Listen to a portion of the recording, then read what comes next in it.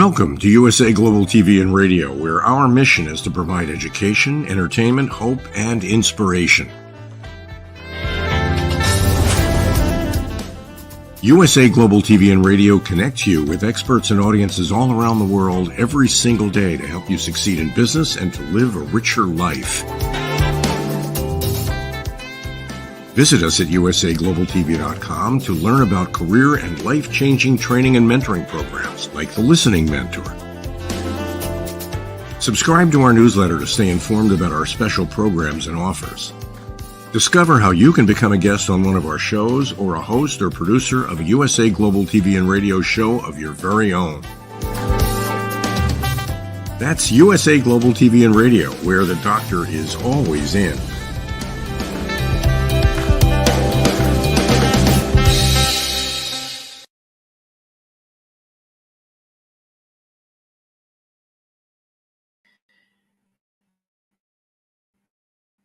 Good evening, good afternoon, and good morning, depending on where you're listening from, and welcome to another amazing episode of The Resume Whisperer and Corporate Culturist. I'm Josef Stetter, your host. I wanted to take the time to talk about a topic that seems to be always trending and popular on social media and in general in the world of finding a great job, which is salary. Okay, so understand, first of all, if you've made it to the stage where salary is now the final piece of the puzzle and, potentially getting offers, congratulations to you. You've done what many people are struggling to do off the bat kind of thing. So those are things that to be aware of that you need to kind of understand that there are stages of the salary questions that I want to kind of address. I addressed it in previous episodes, but I want to kind of revisit, and then I want to kind of add to that because that seems to be something that many people are concerned about. So in the first stages of the interview, i.e. your first interview, it's a first screening interview on the phone, or it's kind of just the first interview, try to avoid discussing salary as much as possible because you don't want the employer to feel that all you care about is salary. And yes, they will ask you a few times. Now, rule of thumb is if they ask you like once, you can say, listen, this is a first interview or this is a screening interview. We're still getting to know each other. I haven't decided whether or not this is the company I want to work for, and you haven't decided if I'm the perfect candidate for you. So before we discuss salary, can I get a better understanding of the role, the responsibility, where it fits in the organizational chart, the opportunities for growth in it, et cetera, et cetera. Obviously, use whatever lingo you want. And then second is kind of that idea that now if they insist and they ask 2 to 3 times, please never ever give an exact number. Always give a range. So, use websites like payscale.com, Monster, LinkedIn, Indeed, Glassdoor. There's always ranges there. Like if you do a Google search and say, what is the salary range for my state or my province for this profession or this industry, you'll get. So take those numbers, use them as a starting point or a guide. Again, if no mention of salary was in the job description, they called you for an interview, say, when I applied for this job, there was no mention of salary. What is the range for the opportunity? And whatever they say to you, just agree with it and say, yes, that's the range I was thinking about. So that's kind of the general thought of what you need to do for salary. Now, if you've reached second, third interview where now it's really down to semantics, I need the listeners to understand this. Salary should not be the deciding factor in accepting a job. In the top 10 reasons why people leave a job, salary is actually number 7. Right. Salary should be a kind of what is the value that you're bringing? Because as an employee, you're expected to help a company make money, save money, or increase efficiency. So if your level of expertise, skills, both soft and hard, can result in making money, saving money, or increasing efficiency, your salary shouldn't matter that much. If a company is nickel and diming you on $5,000 to $10,000, don't walk away from that company, run. Let me repeat. If a company is nickel and diming you on $5,000 to $10,000, which might be a principal thing for you or help in terms of the monthly payments for you, depending on the structure, depending on the state or province that you live in, the taxation model that they have, right? It's a clear sign of how they're going to treat you at work, because yes, every company wants to pay you as little as possible to get the most out of you. But if $5,000 is going to drive that company into bankruptcy, it's telling you what's going to happen. If that $5,000 is going to affect their bottom line that much, that I guarantee you in the work environment, they will nickel and dime you on everything. Oh, you took this stapler. We're going to charge you for it. We're going to do this. Because yes, the dynamic of the workforce has drastically shifted because of the pandemic. There are now more work from home, remote, hybrid environments. And now everybody has kind of said, I only want to be hybrid. If you're willing to come into the office, there's an added bonus because companies want to bring employees back. Okay. They're trying to figure out the best solution where you could still work from home sometime, but still be in the office for the sake of the camaraderie, for the sake of, the water cooler conversations. But the salary itself should not be the deciding factor. What most people fail to understand is that if you speak in the interview and focus it on the significance of your work, or you focus it on the results that you produced and how you can do it better for whatever employer is interviewing you, salary shouldn't matter. So in the world of job finding, there are acronyms like STAR, situation, task, action, result; SOAR, situation, objective, action, result; PASS, problem, action, solution; PAR, problem, action, result; CAR, concern, action, result; SMART, specific, measurable, achievements, results in time. They're all the same thing. In English, for some reason or another, I'm still trying to understand why, we keep finding new ways to ask or say the exact same thing. In Shakespeare's time, we had 100,000 words. Now we have 500,000 words. And most of the time, it's just new versions of the same word. So understand that situation, task, action, result, STAR, SOAR, PAR, CAR, PASS, ADA, they're all the same variation of, can you make me money? Can you save me money? Can you increase my efficiency?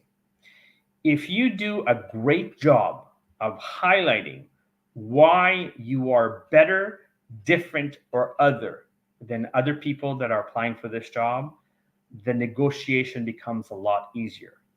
The flexibility on what you can ask for becomes a lot easier. Okay. In 20 years of recruiting, I've had extremes where I negotiated a $500,000 raise to somebody in 4.5 hours. I spoke about that in my previous episode about salary. Okay. I've negotiated parking. I've negotiated cell phones, laptops, car allowance in terms of gas. I've negotiated pet care. I've negotiated daycare. I've negotiated health and wellness. So, everybody has their own version. I know that my producer, Dr. Jacqueline Kerbeck, who runs USA Global TV and Radio, is obsessed with CoreFit and a few other workouts. So you can get your employer to pay for that. If you're into MMA, you can get your employers to pay for that.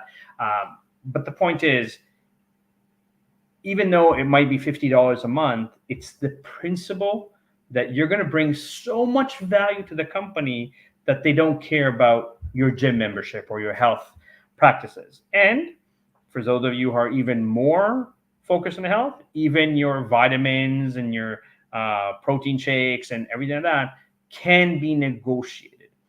Understand, and I've said this throughout multiple episodes, turnover costs about $1.4 trillion in North America to businesses.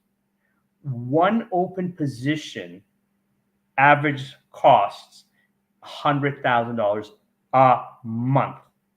So if you have a company that has a position open for 5-6 months, that means that that company, at the bare minimum, has lost $500,000. That's not including revenues that could come in if there was more people doing work, for example.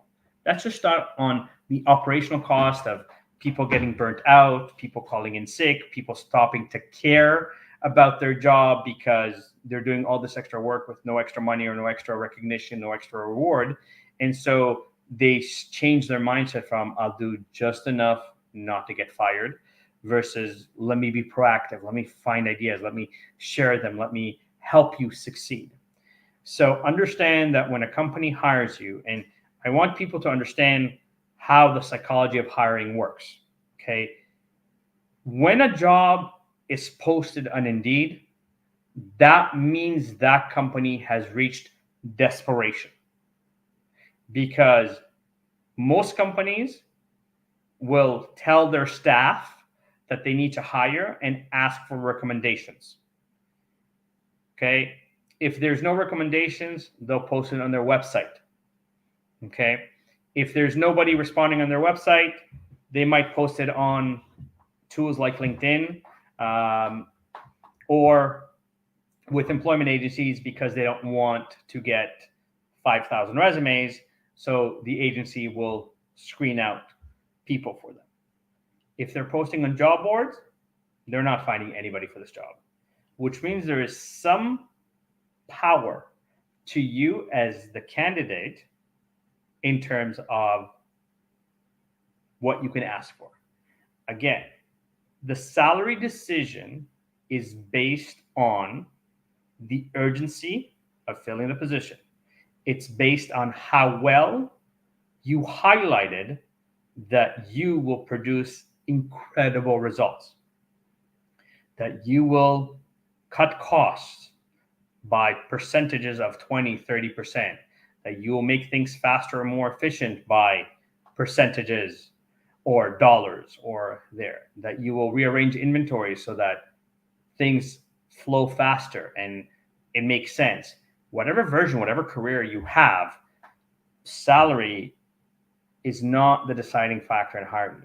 When a company has decided to post a job and announce it on social media and whatever the case may be, they understand that they need this position filled in order to be more operationally effective, in order to make more money in the long run. So it's not about, well, I'm afraid to ask for this, or I'm afraid to ask for that. Okay. This is no different in the world of coaching and mentoring. The more you have established credibility, the more people will pay you for what you're worth or what you can guide them to do. Okay, so understand, it's a model where it's a cultural fit, technical skills fit, character skills or soft skills fit,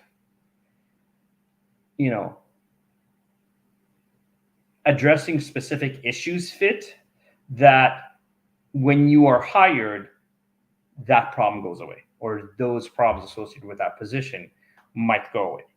That's why there is. And so it's not about, okay, yes, every company has, especially if they have a established HR, kind of the definition of what the pay range is, the definition of what success looks like, and the definition of what they expect the results to be.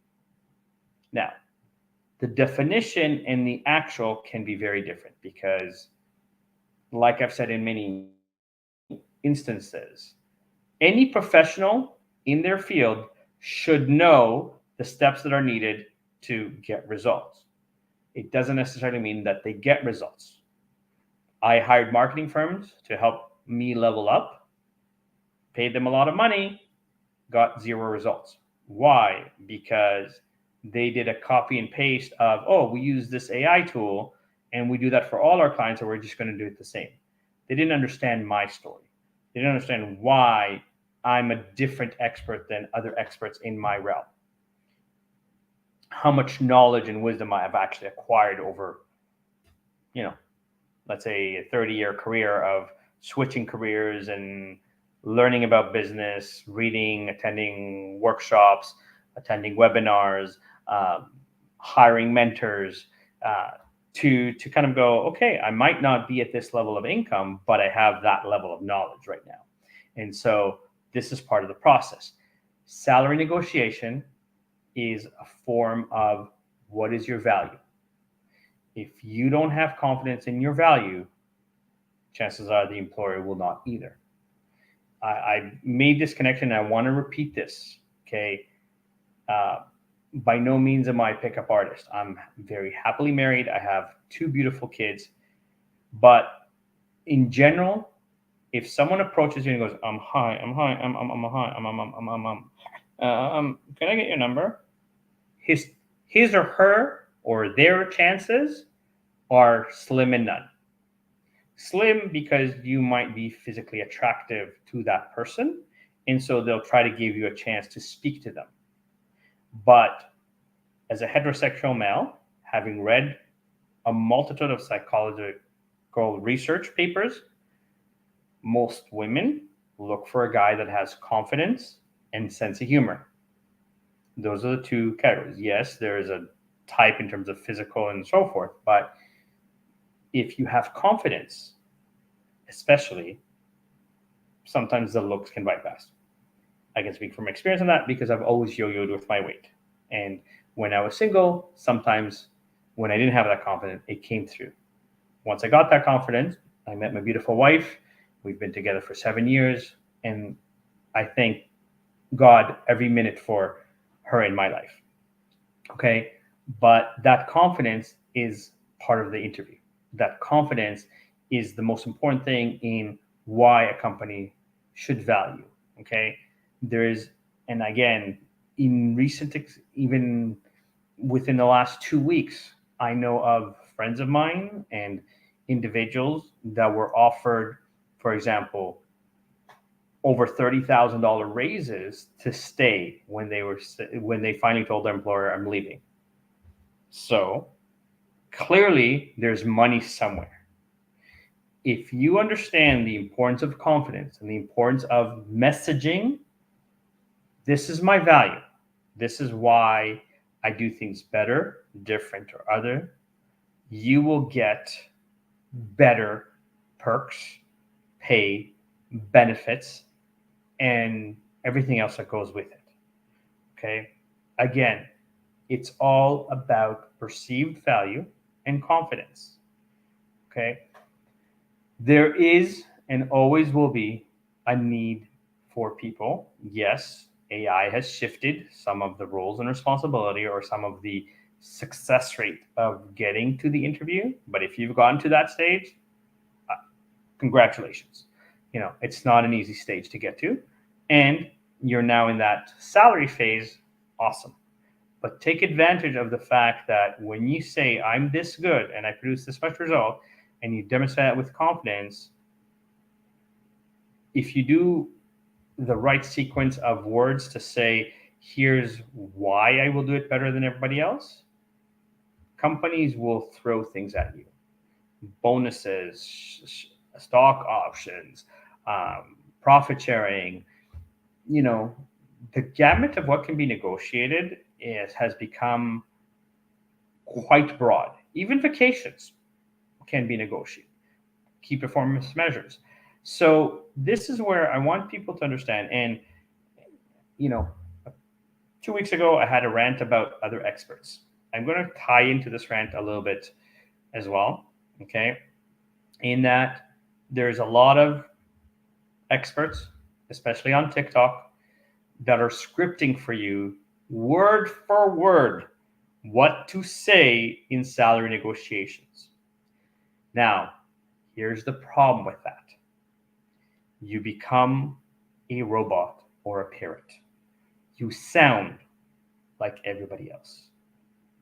I purposely designed systems that teach you the psychology in order for you to sound yourself, to use your vocabulary, to use your experiences, your education, your background, your results to justify why you are great.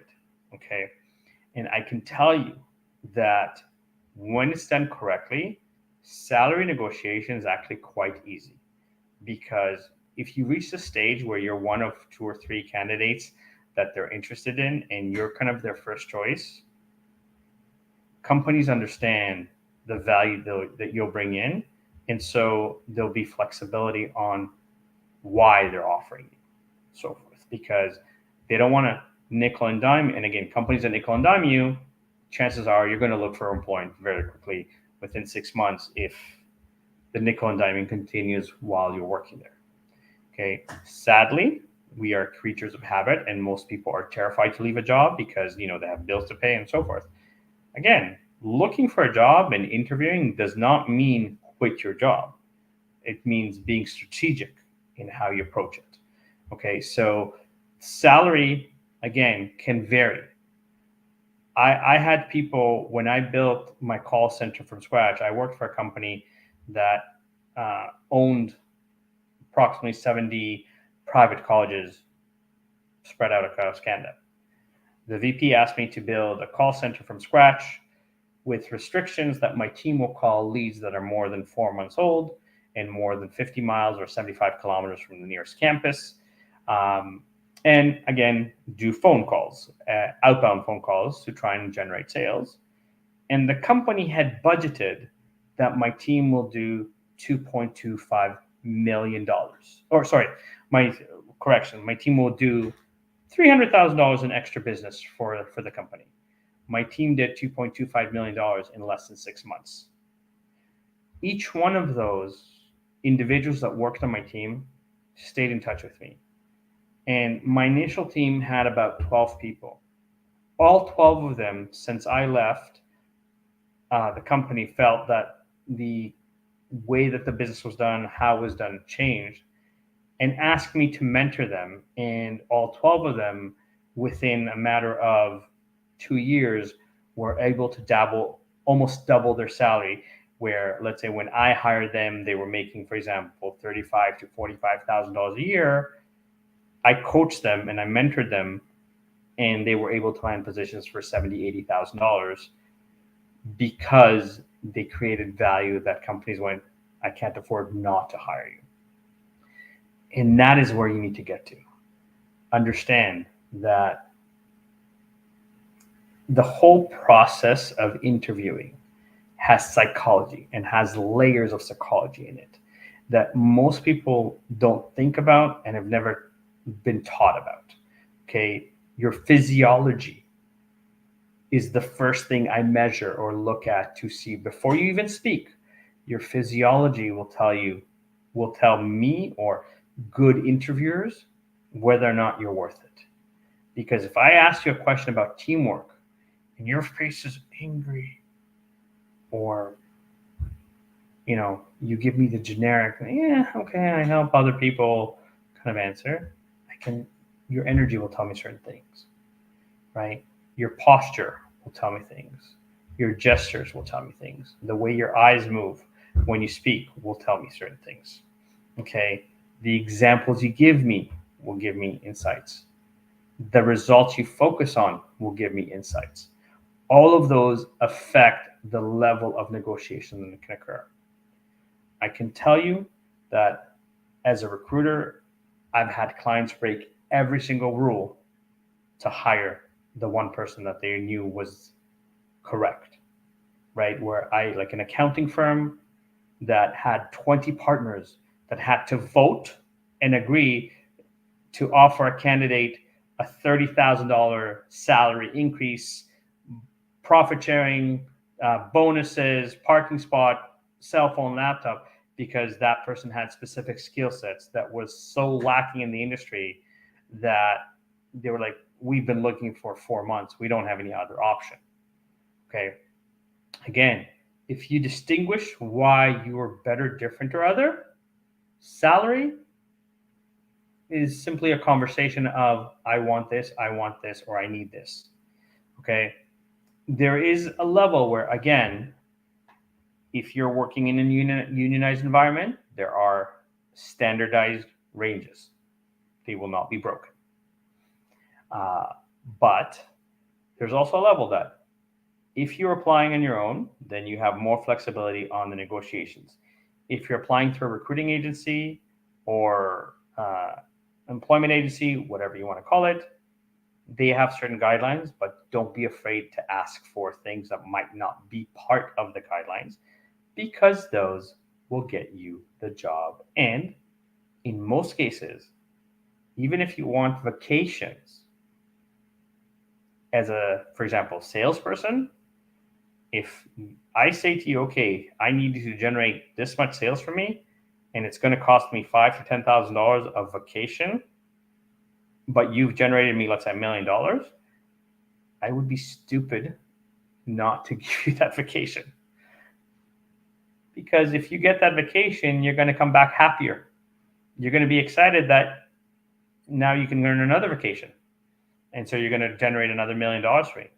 So if you're generating $1 million for me for a $10,000 vacation, in a heartbeat, I would do that to you, right? And so this is what you need to understand. The world has changed. And I'm not saying it's easy, and I'm not saying it's there. But if you try to be in the same box as everybody else, you will get what everybody else is getting. If you listen to some of these experts that say, okay, when it comes to salary negotiation, you need to say, this is what I've talked about. This is the word for word for what they say. You're not going to have a lot of success in negotiating higher salaries. If you present, look, I'm very good at what I do. I'm worth every penny, and you're going to get more than you expect from me. Therefore, my salary should not be a concern. Therefore, however you want to structure it, whether it's a front end, back end, multiple incentives thing, you want to do a 3 months probation with me, great. But when I produce these results, I want in writing that I get this. You want to renegotiate my contract after 3 months? Okay. But let's put in writing what my incentives are to perform beyond your expectations, right? In terms of probation, whether it's your job title, whether it's the level of responsibility, whether it's the size of the market, whether it's the level of work you do. There's a lot of things that you can negotiate and prove that your expertise will create it. Again, if you present information, and also the longer a position's been open in a company, the more desperate that company is for somebody, which means they'll probably offer more money than they initially thought they would offer. Okay. And so understand that I've had clients that have offered a 50% increase in salary. And then on top of that, a whole bunch of things just to hire great people. Because again, we've lost somewhere along the lines this notion of common sense. We've lost this notion of value added. People seem to just kind of do the bare minimum and have a mindset of good enough and expect that because it's good enough, or I did the bare minimum, you owe me something, right? I've talked about the book Napoleon Hill's Think and Grow Rich several times. Other books, by industry, I have Brian Tracy, any book by him, right? It's value added. What are you offering that's better, different, or other than other people in order for them to trust you, to buy you, or to let you produce results? Okay. Again, in my world, especially now with ChatGPT, there's a ton of people that say, hey, I'm a very good writer. I can use ChatGPT and I can write your resume. By all means, if they've spent the time to teach ChatGPT who they are, what their background is, what their style of writing is, how to be unique, how to be different, how to, quantify certain things, how to connect it to job descriptions, yes, they are experts. But just because you can go on ChatGPT, the free account, and say, ChatGPT, write me a resume, doesn't mean that resume is going to be amazing. Doesn't mean that resume is going to tell your story. Doesn't mean that that resume is going to do justice to the salary that you deserve. Okay. And this is where you've switched careers, you've taken a break, you try to be an entrepreneur, whatever variables there are, they don't matter. At the end of the day, companies need results. They need to know that they're going to pay you, let's say $100,000, and whatever you do is going to save them $1 million or make them $1 million, or you're going to increase productivity in the department or in the area by X amount of percent, which will result in a lot more money anyhow. Yes, I'm repeating myself a lot because I don't know, maybe it's when I go into Instagram, sometimes TikTok, some of my feeds, all these experts that are like word for word, okay, say this exactly, do this. Again, I'm not, statistically speaking for social media. Again, there's psychology, and I apologize if I offend anybody here, but females, attractive, tentatively blonde, tend to have higher views. I'm none of those. I'm not blonde, I'm not female, and I would give myself cute. I don't know if I would fall into the hello, look at him kind of category. But I'm confident enough to know here's what I bring to the table that's different. Here's the value I have.